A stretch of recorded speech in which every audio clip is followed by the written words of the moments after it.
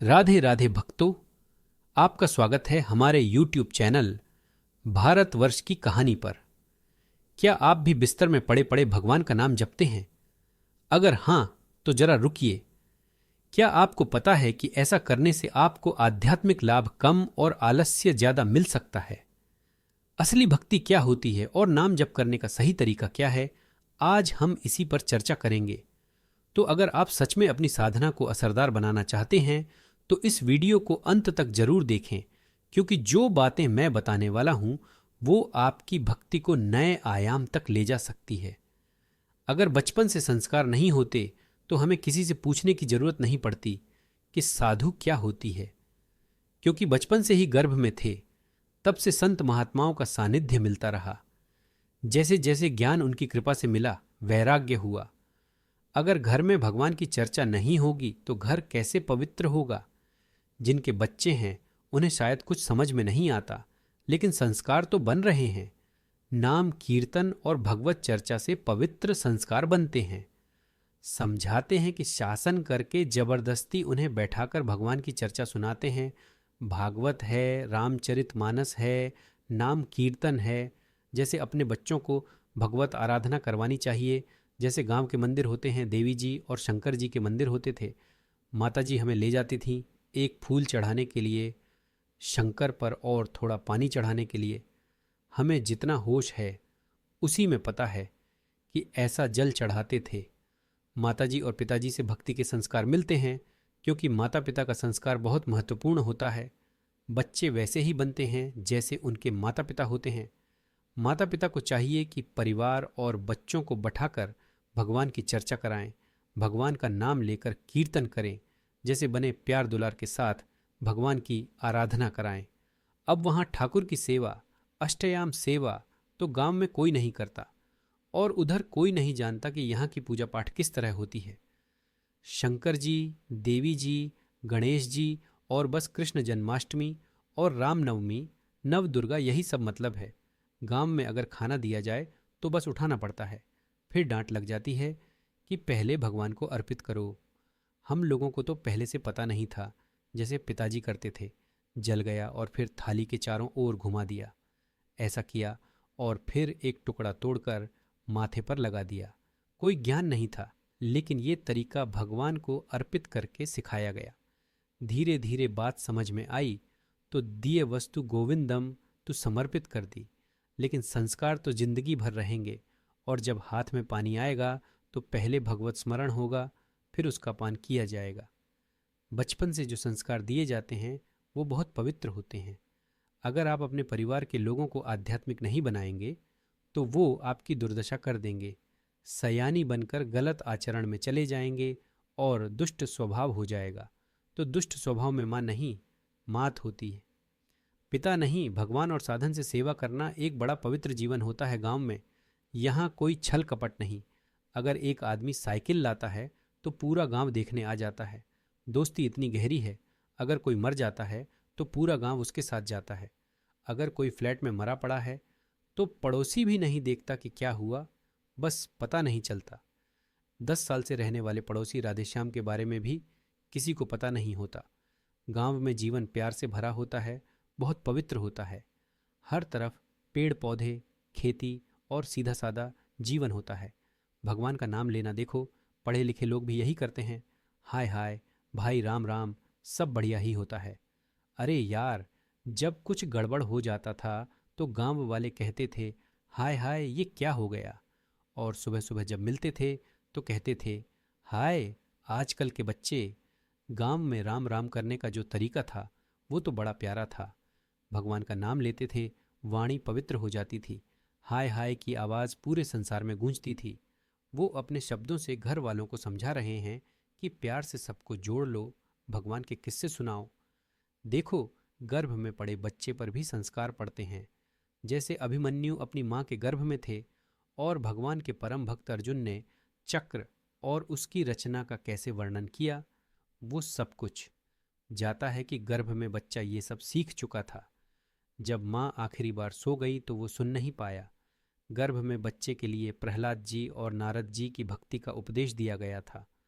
अब बच्चा गर्भ में है, ये सब बातें चर्चा में नहीं आती, लेकिन ये बातें करनी चाहिए। जिस दिन पता चले कि बच्चा गर्भ में आ चुका है, उस दिन से माता पिता को ब्रह्मचर्य अपनाना चाहिए। लेकिन ऐसा नहीं होता, इसलिए ऐसे बच्चे पैदा होते हैं जो न तो बुद्धिमान होते हैं, न अंग होते हैं और न ही भावनाएं होती हैं। बच्चों का संस्कार बहुत जरूरी है। आप लोग गृहस्थ हो, अगर बच्चा गर्भ में आ गया तो उसी दिन से माता पिता को ब्रह्मचारी रहना चाहिए। रोज भगवान की कथा सुननी चाहिए और भगवान का प्रसाद पाना चाहिए। भगवान को अर्पित करके शुद्ध भोजन करना चाहिए।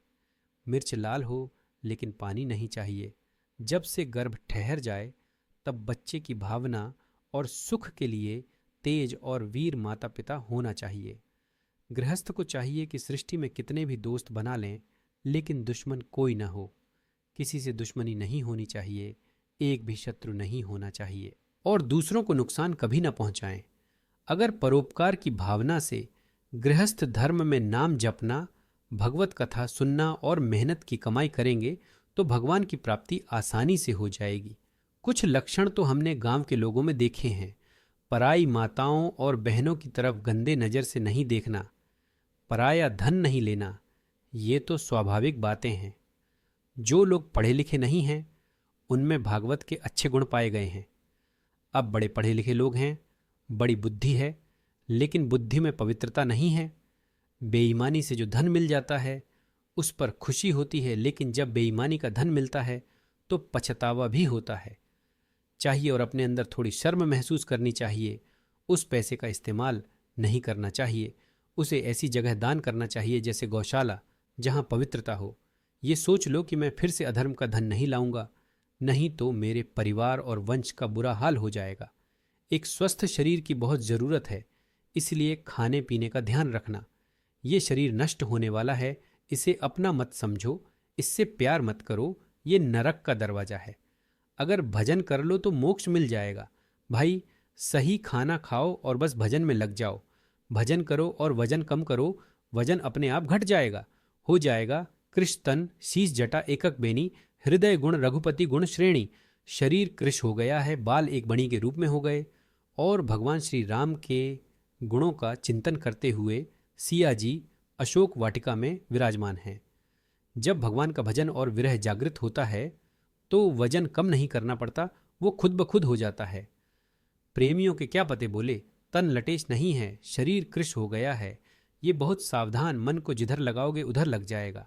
आप भजन बढ़ाओ, इतनी जलन पैदा करेगा भजन कि तुम्हारे पाप नष्ट हो जाएंगे, तुम्हारी चर्बी भस्म हो जाएगी। भजन तो शुरू करो। देखो आर्षि मुनियों के ऐसे हरिवंश। जय श्री रघुवीर नाम जपते हुए शरीर हर समय पुलकित रहता था। जीव से नाम जप चल रहा था और आंखों से आंसू बह रहे थे। जय श्री रघुवीर नाम जपते जपते आंखों से अश्रु बह रहे थे। नाम जपने से शरीर पुलकित हो रहा था, दिल में भगवान का ध्यान था और आंखों में आंसू का प्रवाह था। नाम लेना धन्य है, जीवन जो ऐसा फल दे रहा है, इसलिए बड़े उत्साह से भजन करो। जैसे भी हो भजन में लग जाओ।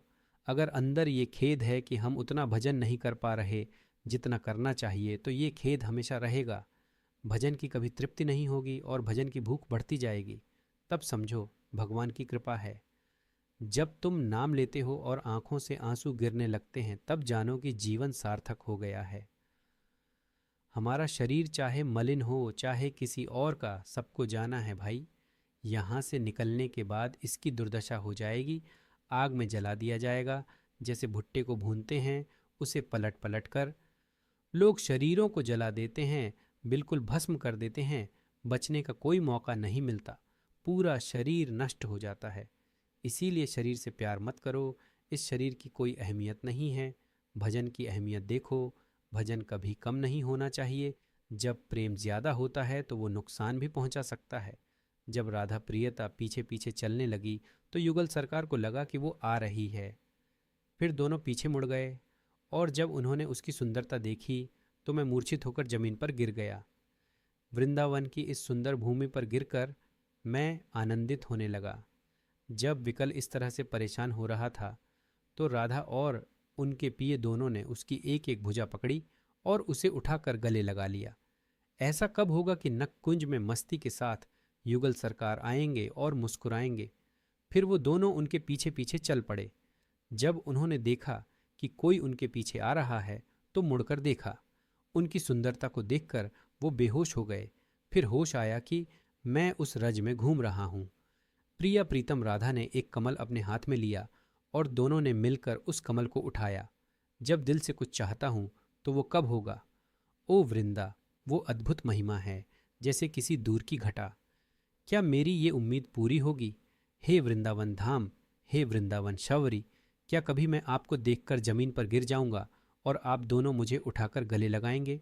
ये जब उम्मीद जागती है तो बाकी सारी उम्मीदें खत्म हो जाती हैं, पर अभी ये उम्मीद जागी नहीं है।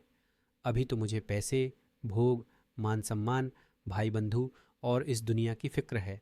जब सब कुछ मिट जाएगा तब ये उम्मीद भी खत्म हो जाएगी। बड़ी अच्छी तरह से नाम जपते रहो। धाम के वासी हो तो नाम जपते रहो और धाम का सहारा लो। सहारा मन से लो, तन से लो, दोनों से मिलकर वृंदावन का आनंद लो। अगर आपको ये जानकारी अच्छी लगी हो तो इसे दूसरों के साथ ज़रूर शेयर करें ताकि उन्हें भी इसके बारे में पता चल सके। कमेंट्स में राधे राधे लिखना मत भूलिएगा। राधे राधे दोस्तों।